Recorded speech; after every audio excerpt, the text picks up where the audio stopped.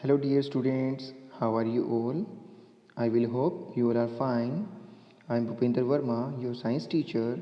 So dear students, today we are going to start first part of chapter 19 of class 8 science, that is pollution of water and air.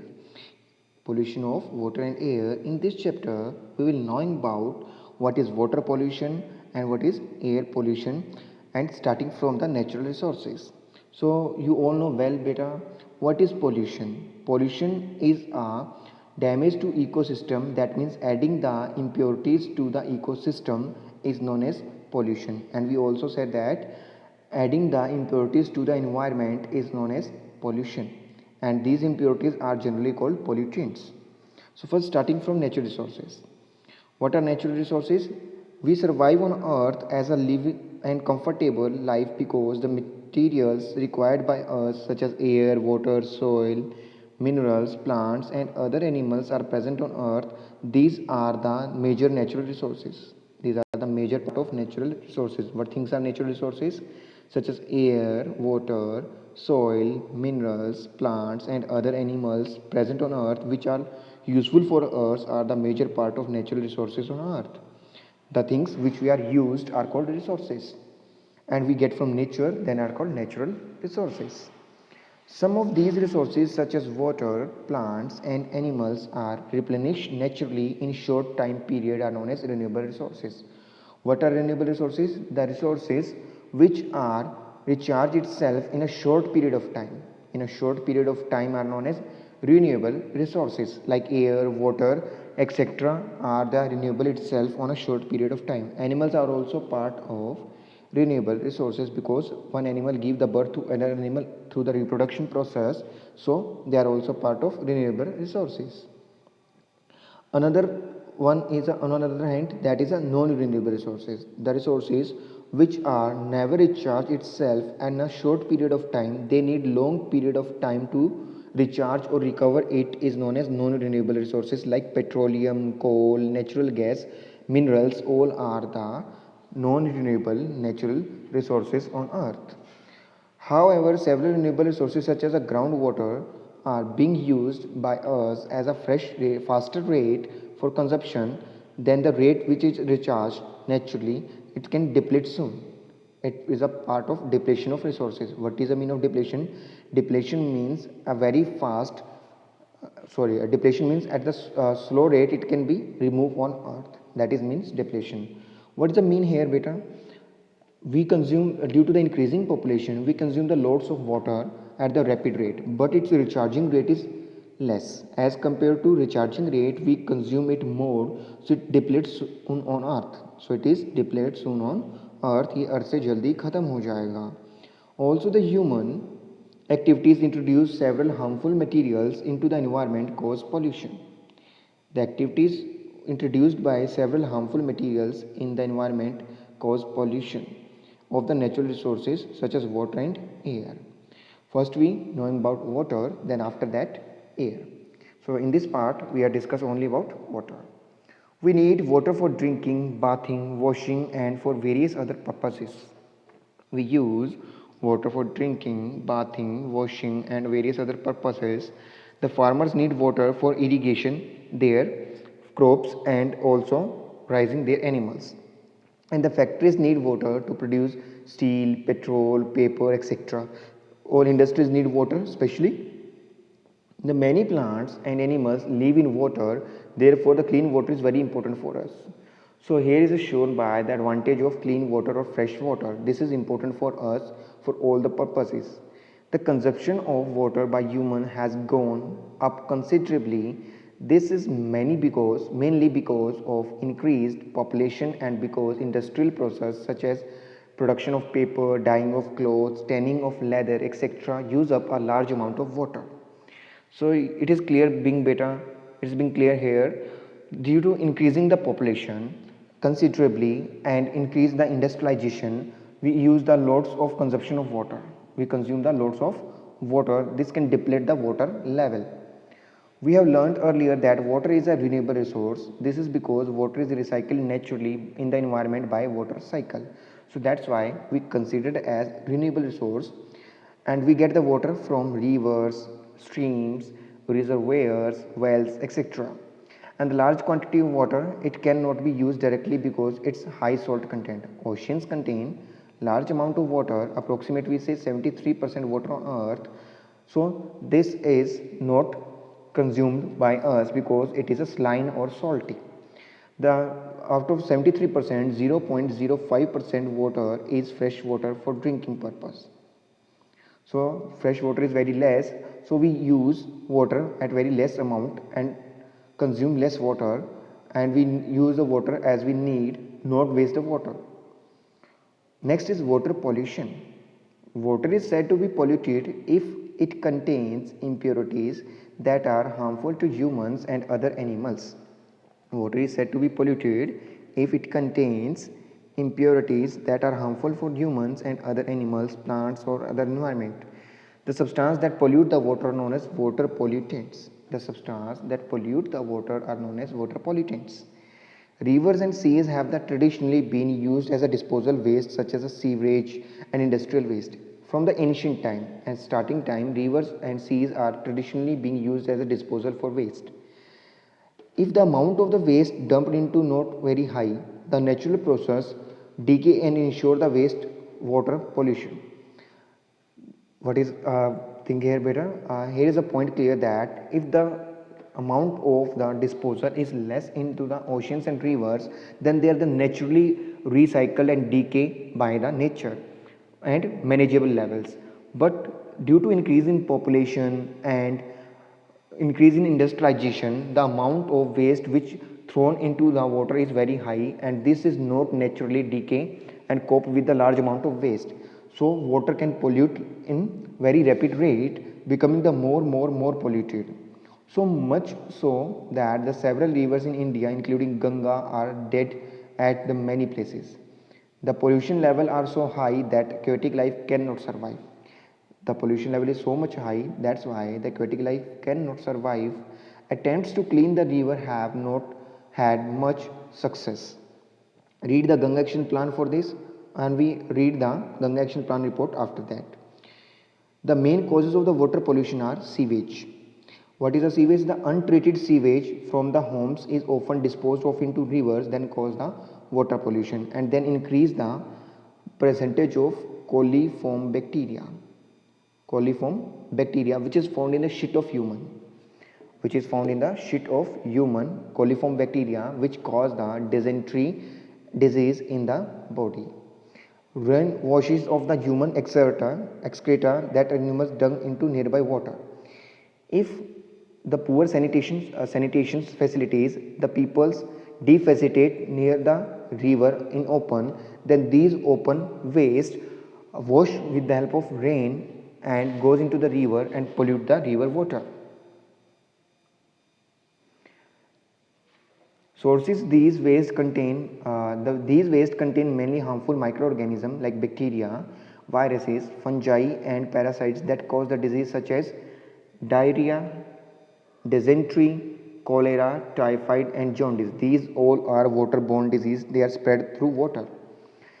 The treatment of the sewage with the chemicals such as chlorine can be kill many of these organisms. So we add the chlorine tablet into water. The sewage should be treated before being disposed of. So it is essential to need that after treating it can be disposed of. So sewage should be treated before being disposed of. That means before throwing into the river the sewage water, it can be treated in sewage treatment plant. Next is industrial waste. The many industries produce the waste materials which are often discharged into rivers. The many industries produce waste material which are often discharged into rivers like leather industry, textile industry, and chemical industries. For example, throw out highly poisonous compounds of lead, mercury, arsenic, etc. They release the highly poisonous content like lead, mercury, and arsenic. These all three metals are unfit for human consumption. If they goes in the human body, they cause the cancer in body, which pollute the rivers and oceans.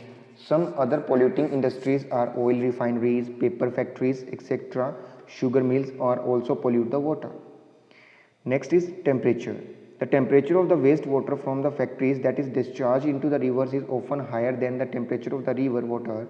This resulted in increase in river water temperature and itself to form a pollution as it is adversely affect the aquatic life of plants and animals. What is the mean of that passage here? If we add the hot water, that is also part of pollutant, because hot water is deplete the oxygen from the water and it harm the survival of aquatic life. If hot water added into the rivers, this can increase the temperature of water, and we know that when water becomes hot, the oxygen is released from water in form of bubbles. So this is harmful for aquatic life. To reduce the pollution, these waste products must be treated in the factories themselves to convert into poisonous substance into harmless. What is the mean of that here? In the industries, we treat the substance from more harmful to less harmful, then add it to the water. So this can affect the less amount of water and cause the less pollution. One point is more here. While there is a rules of prevent dumping of the untreated waste in the rivers, they are often not followed. What is the mean of reason for the pollution of the rivers? Because there are the rules are not followed by the industries. The soil also gets affected by the impure water. It causes the changes in the acidity and growth of worms. It changes the acidity of soil and growth of worms. Now, what effect of the fertilizers and pesticides on the water? Farmers use the chemical fertilizers and pesticides in their fields. These get washed off by the rain into water sources. They also seep into the ground to pollute groundwater. Pesticides such as DDT. What is the first effect? They seep into the ground to pollute the groundwater. That means they pollute the water table. And pesticides such as DDT can get into the bodies of the fishes such through the water, and through the fishes there goes into the body of human and affect the human health. When the fertilizers run off into the water resources, when the fertilizers run off into the water sources, they cause an increase in the growth of algae in the water, which use up dissolved oxygen from the water. That means when the all nutrients are washed off, fertilizer and pesticides which are added into the field wash off with the help of rainwater and goes into water bodies, they increase the percentage of algae and aquatic plants in the water. They decrease the oxygen level in water. They decrease the dissolved oxygen level in water, which harm the aquatic life of animals. And they become food for decomposers such as bacteria. They are also oxygen content even further. Their thick growth of also stops sunlight from the reaching the water and the enrichment of the water. The thick growth of aquatic plants over the water stop the sunlight reaching into the water. This can harm the animals which are live inside the water, aquatic animals especially. This enrichment of the water by the nutrient, which leads to excessive plant growth and depletion of oxygen, is known as eutrophication. What is the eutrophication process? The enrichment of waste water by nutrients, which leads to excessive plants growth and depletion of oxygen, is known as eutrophication. That means process of adding the more nutrients into the water and depletion of oxygen is known as eutrophication. Due to eutrophication, the percentage of algae increases. If the loads of algae increases on the water and cover the surface of the large body of water, is known as algal bloom. It adversely affects the water plants and animals. Now, chemical fertilizer and pesticide do not decompose by natural methods. Therefore, they go into the accumulating and pollution increases. They are not non-biodegradable, so they do not decompose and cause the water pollution. Scientists are now searching for the pesticides and fertilizers that are decay naturally, that means biodegradable, to reduce the pollution. Substances that decay naturally are called biodegradable and biodegradable pesticides, which are extracts from the neem tree have been tested successfully, and compost made up of the natural organic substance is biodegradable fertilizer. Next is hospital waste that cause the water pollution. Hospital waste contains many germs and harmful chemicals. If it is not treated properly before disposal, it can spread disease. If hospital waste does not treated before disposal into water, it creates disease because hospital waste contain number of disease. Next is potable water. What is potable water? If we drink the polluted water in the rivers and lakes, we can fall ill.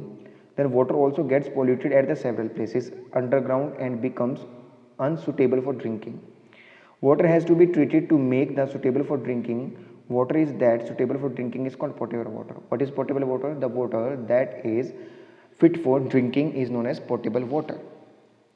We filter the muddy water to remove the sedimentation and decantation and filtration to remove the dissolved impurities from it, but does not remove the bacteria etc. from it. So removal of these bacteria from it, we need to boil the water. We know the boil water. What is the boiling? Boiling is a traditional way which is used at home to purify the water. Water for 15 to 20 minutes that kill the all germs present in the water. Ultraviolet light. A special type of the light called ultraviolet light that kills the germs. It is used in several water purifiers available in the market today. Nowadays, some ROs are present, then RO use UV technology. Next is reverse osmosis. Reverse osmosis is a RO system. Water is passed through the special membrane called semi-permeable membrane, which is found in animal skin and plant skin. It has a very fine pores through which the water can pass through but not the impurities. RO water filters are commonly available in the market. They remove the solid impurities as well as germs. They remove the solid impurities as well as germs. What is actually RO membrane? RO membrane is made up of a special kind of paper known as parchment paper. RO membrane is made up of a special kind of paper, parchment paper, that is work like a semi-permeable membrane. Next is chlorination. Chlorination is another way which is done at homes, adding the chlorine tablets and bleaching powder into water to kill the germs. Okay students, I hope you understand that part. Next is the water treatment plant. Water treatment plant, WTP. The waterworks also say the tap water supplied at our homes is made potable in waterworks. The process is used as follows. First is sedimentation and decantation. It is first done to remove the larger particles of the solid impurities from it. Then adding the alum into it. Alum is then added to the water to separate the smaller particles by making them heavier so that they settle down. You have read the earlier classes that this method is known as loading process. This process is known as loading, adding the alum into the potash alum into the water to remove the solid impurities becomes heavier, the lighter impurities which mix in water and make it heavier, and loading them, loading process. The water is then filtered by the passing it through a sand filters, and germs are killed by adding the chlorine to it. That is known as chlorination process. See the diagram of the water conservation water works supply. First, the water pump out from the lakes or rivers or canals. These are settling tanks or sedimentation decantation tank. Sedimentation and decantation tank. Next, loaded tank. This is loaded tank in which the alum is added. Now this water is passed through sand filters, and after sand filter, chlorination tank. Passes to chlorination tank, then now passes to supply tank. Supply tanks are on much more height. Why they are much more height? Because they create the pressure to our home supply line.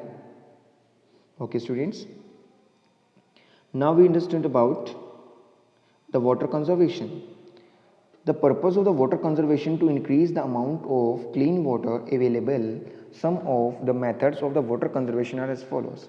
Using the less water and avoid wastage. Using less water and avoid wastage. Using better method of irrigation such as a drip irrigation in which the water is supplied much more to the roots to the plants drop by drop instead of the filling in the entire field with the water. Recycling of water in factories and using it several times before it is disposed of. Effective flood control, especially by the building a dam and reservoirs. Soil erosion methods such as planting trees increase the level of groundwater. Treating sewage and factory waste before disposing them it off so that water sources are not polluted. Using biodegradable fertilizers and pesticides. And water harvesting for the rain to raise the groundwater level. You have already read about the water harvesting in earlier classes. Okay students, I hope you have to clear the complete part of that chapter. Thank you and have a nice day. Stay home, stay safe.